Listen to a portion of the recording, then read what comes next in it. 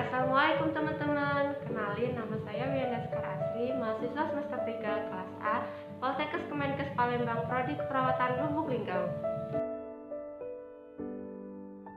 Kemarin saya dapat tugas nih dari Nursela Juartika Eskep Pemkep untuk membuat asuhan keperawatan. Di sini saya akan mengambil judul gastroenteritis. Isinya adalah pengertian, etiologi, patofisiologi, manifestasi klinis, komplikasi, pathway, konsep asuhan keperawatan, dan evaluasi. Yuk bahas segera.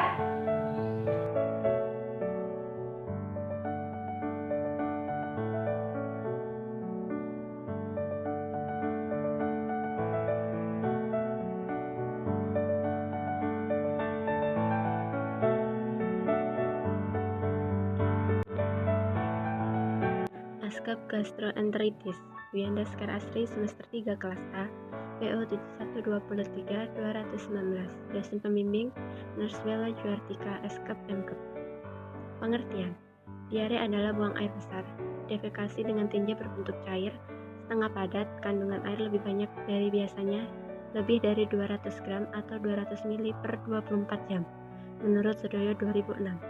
Sedangkan menurut Hedarwanto 2002, dalam Stipatur 2008, diare adalah buang air besar, defekasi dengan tinja berbentuk cairan atau setengah cairan. Dengan demikian, kandungan air pada tinja lebih banyak dari keadaan normal, yakni 100-200 ml sekali defekasi.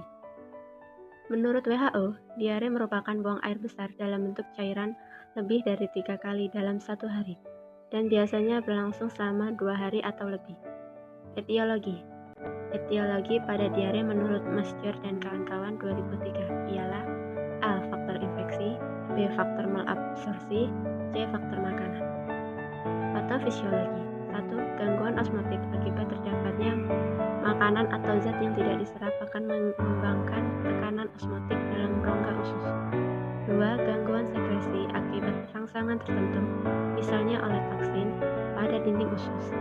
3. Motilitas usus. Hiperstaltik mengakibatkan berkurangnya kesempatan usus untuk menyerap makanan. Manifestasi klinis: awalnya terjadi gejala, suhu badan meningkat, nafsu makan berkurang atau tidak ada, kemudian timbul diare, tinja cair, kemudian disertai lendir atau lendir darah. Karena tinja makin lama berubah kehijauan, karena tercampur empedu, karena sering kali defekasi, anus dan sekitarnya lecet, dan karena tinja makin lama makin menjadi asam akibat banyaknya asam laktat yang berasal dari laktosa yang tidak diabsorpsi oleh usus selama diare. Gejala muntah dapat terjadi sebelumnya dan atau sesudah diare.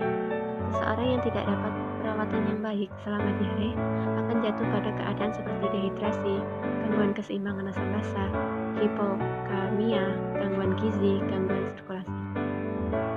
Komplikasi: A. Dehidrasi. Bisa saja dehidrasi ringan, sedang, berat, hipotonik, stalnik, atau hipertonik. B. Rentan hipovolemik.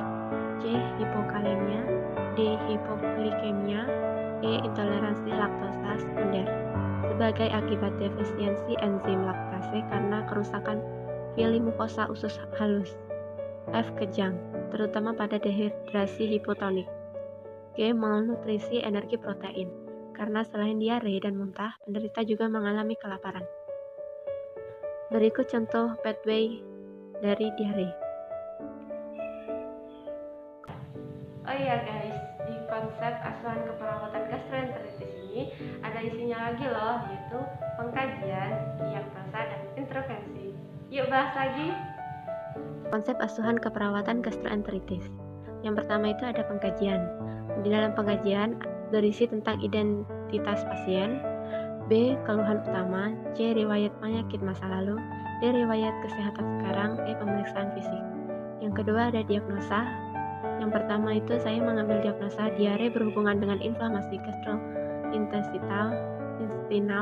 2. Hipertermi berhubungan dengan proses penyakit. 3. Intervensi keperawatan. Diare berhubungan dengan inflamasi gastrointestinal. Kriteria hasil: konsistensi feses membaik, frekuensi defekasi membaik, peristaltik khusus membaik. Intervensi, psiki, manajemen diare, observasi, identifikasi penyebab diare, identifikasi riwayat pembelian makanan, monitor jumlah pengeluaran diare, terapeutik, berikan asupan cairan oral, berikan cairan intravena, edukasi, anjurkan makanan porsi kecil dan sering secara bertahap, kolaborasi, pemberian obat.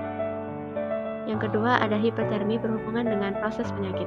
Kriteria hasil SLKI termogulasi. Kriteria hasilnya suhu tubuh membaik, suhu kulit membaik.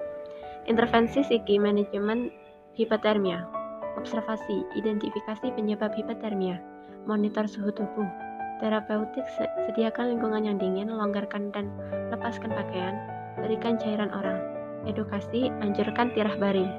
Kolaborasi pemberian cairan dan elektrolit intravena. Evaluasi. Evaluasi merupakan tahap terakhir dari proses keperawatan. Proses yang kontinu yang paling menjamin kualitas dan kesempatan yang diberikan dengan meninjau respon klien untuk menentukan keefektifan rencana keperawatan dan memenuhi kriteria hasil. Itulah asuhan keperawatan yang saya buat tentang gastroenteritis. Semoga bermanfaat. Sekian, jika ada salah kata saya mohon maaf, kepada Allah saya mohon ampun. Sekian dan terima kasih. Wassalamualaikum warahmatullahi wabarakatuh. Bye bye.